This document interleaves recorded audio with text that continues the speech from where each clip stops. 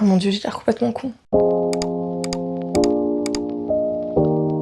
2026 c'est dans 31 jours, on le répète chaque année mais ça passe beaucoup trop vite. Si à l'époque j'avais fait une liste de mes objectifs de cette année, je pense que j'en aurais réussi qu'un seul, qui est déjà le plus compliqué quand même, qui est de faire du sport régulièrement. Je pense à peu près avoir réussi, même si c'est pas devenu en soi une habitude. C'est pas non plus très régulier, mais je pense qu'en moyenne, j'ai peut-être fait du sport une fois par semaine. Ce qui est déjà pas mal. Mais bref, cette journée a pour but de tout réinitialiser pour le mois de décembre et pour l'année qui arrive. Milliards de choses à faire et surtout, je veux préparer le mois de décembre au max parce que j'aurai beaucoup de travail. Pour tout dire, il y a un objectif que je veux absolument atteindre pour le mois de décembre. Un, voire deux. Je veux avoir réussi au moins pour 2025, me lancer au moins cette année. Donc, on prépare le mois de décembre pour accueillir ces deux nouveaux objectifs que je vais réussir. Il y a un truc que je fais tous les jours et tous les mois, c'est mon bullet journal. C'est vraiment mon petit registre, j'ai tellement de choses là-dedans. J'ai toutes les séries et films que je regarde en ce moment, tous ceux que j'ai déjà regardés, les notes, etc. J'ai commencé mi-2025, donc il va me faire 2025-2026. Bref, là j'ai tous les films que j'ai regardés. Tout ça, c'est rempli d'habitudes. Livres que j'ai lus, ça paraît très difficile de tenir un bullet journal, parce que moi j'aime faire les choses en grand. Donc chaque fin de mois, je prépare pour le mois d'après, et je passe des heures et des heures sur les pages. Et voilà. Et moi je kiffe, mais je sais que c'est dur pour beaucoup.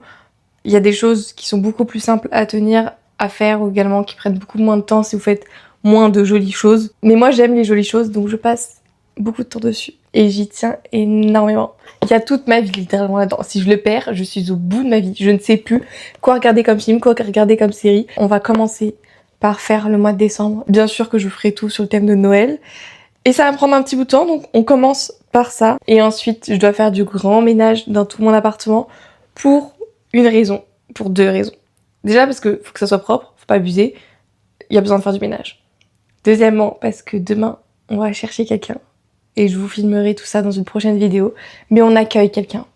Donc il faut absolument que tout soit propre et rangé. Le mois de décembre va vraiment être fou. Comme déjà chaque année, étant donné que je travaille dans la vente, c'est déjà la folie. Mais là, d'un point de vue perso et pro, ça va être incroyable. Je vous le dis, préparez-vous, asseyez-vous, prenez une petite tasse. Parce que ce mois de décembre va être absolument incroyable.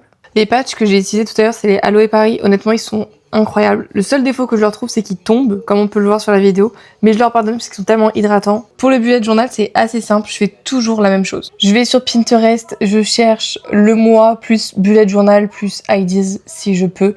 Et voilà, vous avez plein d'inspirations incroyables. Je ne sais pas dessiner, juste je recopie bêtement ce que je vois. Évidemment, je fais ça toujours en regardant quelque chose. En ce moment, je regarde la villa. Me jugez pas, ok?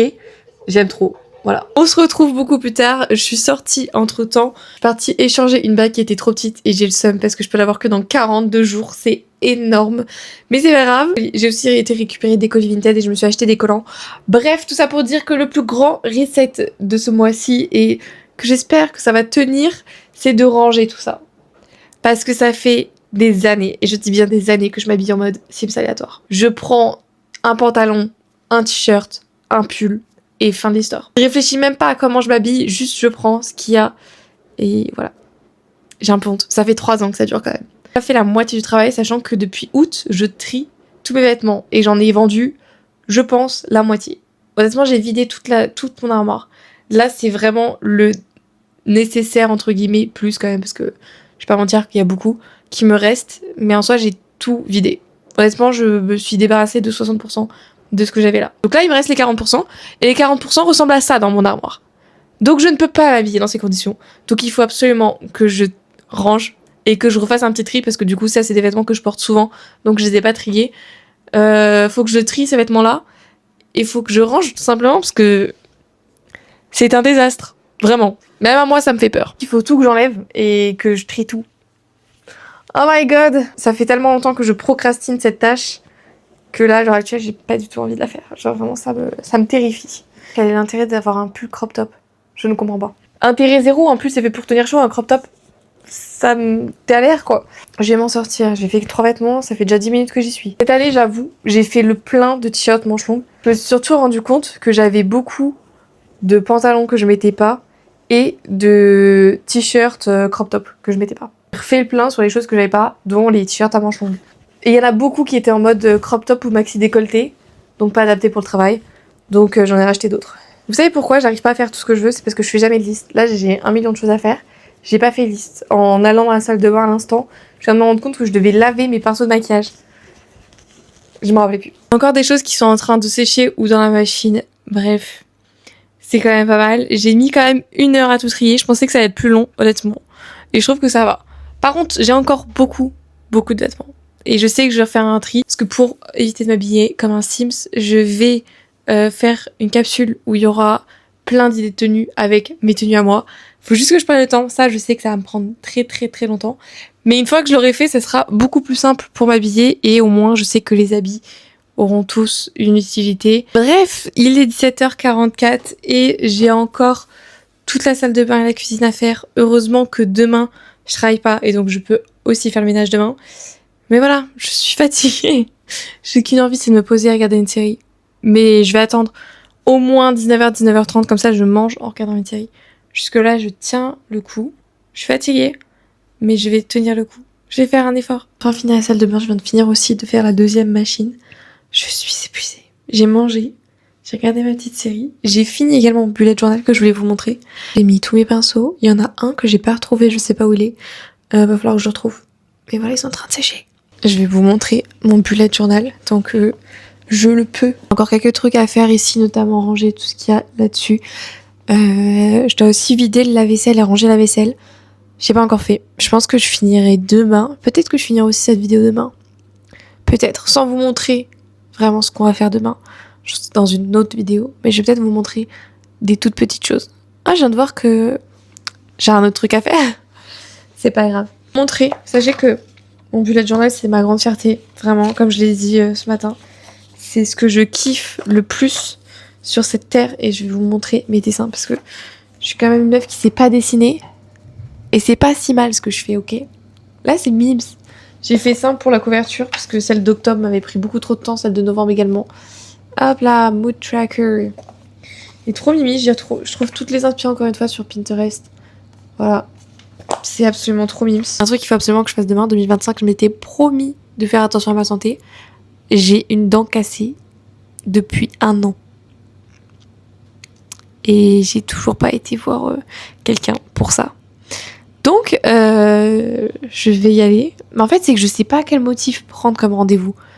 Parce que je veux pas forcément qu'on me répare ma dent. Parce qu'en soi, c'est vraiment un tout petit morceau.